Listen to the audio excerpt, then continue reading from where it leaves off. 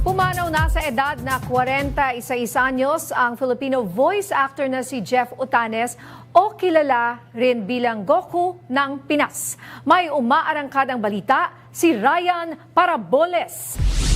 Si Jefferson Otanes po sa isang Goku ng Dragon Ball! Malapit tayo.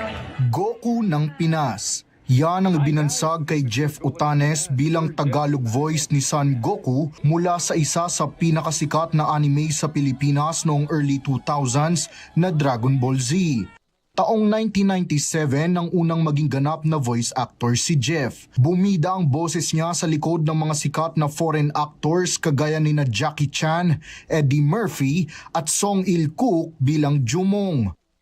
Nakilala rin si Jeff bilang boses ng ilan sa mga hindi malilimutang anime at cartoon characters kagaya ni na Detective Mori sa Detective Conan, Hisoka sa Hunter x Hunter, Doraemon, Mickey Mouse at Mr. Krabs sa SpongeBob. March 2024 nang unang magkaroon ng chronic kidney disease si Jeff. Matapos ang higit 1.5 taon bilang dialysis patient, nakitaan naman siya ng mga doktor ngayong 2025 ng bara sa puso. Nakatakda sana siyang sumailalim sa bypass operation nitong December 3, ngunit dahil maliit ang kanyang ugat ayon sa kanyang doktor, nirekomendang sumailalim siya sa angioplasty surgery noong December 10. Pero binawian na siya ng buhay noong Martes ng umaga. Patuloy namang nananawagan ng panalangin sa publiko ang naulilang asawa at 2 anak ni Jeff.